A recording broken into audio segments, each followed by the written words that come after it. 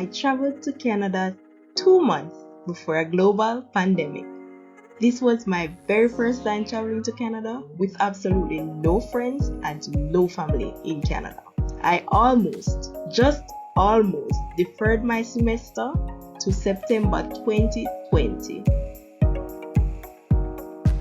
Welcome back to my channel. On this channel, I talk about international students traveling to Canada, life in Canada, and Canadian immigration. My name is Trudian, but you can call me TP. Today I will be talking about what were the implications of traveling to Canada 2 months before a global pandemic. One of the number one things that affected me because I traveled to Canada only 2 months before a global pandemic is that I had limited time to establish myself. I had limited time to network. I had limited time to get to know people in general. And because of that, I didn't get the opportunity to build up my network to be able to get a job before the pandemic hit.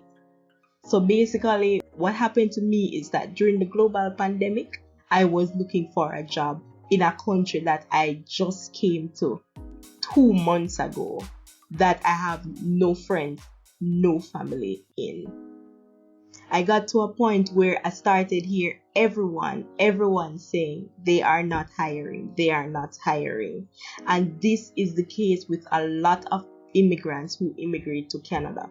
You are going to hear that no one is hiring. I'm sorry, but right now we do not need anybody else. And this is not just the case with a pandemic, but this is the case prior to the pandemic, where immigrants who immigrate to, I think it would be more like persons who are in smaller provinces, that they wouldn't get the opportunity to land a job because jobs are limited when you're considering moving and becoming a professional in your field.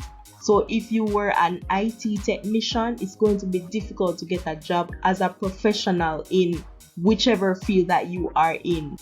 One of the number one things about traveling to Canada as an immigrant, or even just as a foreign national, is that you need to get survival jobs. That's the name that they give to jobs like working in Walmart or working in a food court, just working as a sales rep, or just a job to get the bills paid. Basically, that's what a survival job is, and that is really the type of jobs that are available at that time. Thankfully, I actually landed a job in May 2020, because what happens is during the summer, more jobs are available compared to during the winter or compared to during the fall. When trying to find a job in the winter, and this is something that I actually didn't know before going to Canada, is that a lot of companies are closed during the winter. So this is very important to make a note of.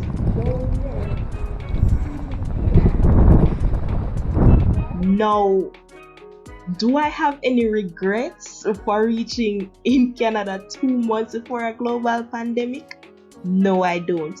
This is because I've got the opportunity to do what I don't think I would have done if I actually waited longer. If I was to choose to defer my semester, which is something I almost did, I actually was thinking about deferring my semester because of the delays with my documents, and then I had to leave my job. I had to resign from my job and all of that. So the timing was just not right, and because of that I almost deferred my semester. But I decided, you know what, it's better to reach Canada instead of not going.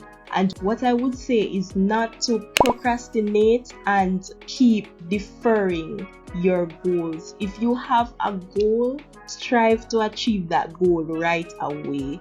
Don't wait or constantly say, you know what, tomorrow I'll do it, or the other day I do it. Because what I think of now is that if I was to defer my semester until September because of all these travel restrictions that have come into place, I don't think I would have actually travel to Canada at this point with everything that is going on. Certainly, I am not saying that because of the travel restrictions, no, that means that you shouldn't try to travel or you should not try to achieve your goals.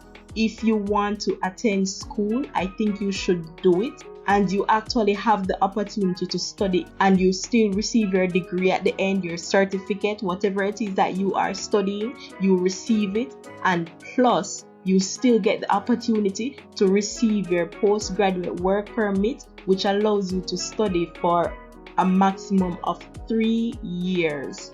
So I think that you still should go ahead and try to achieve your goals.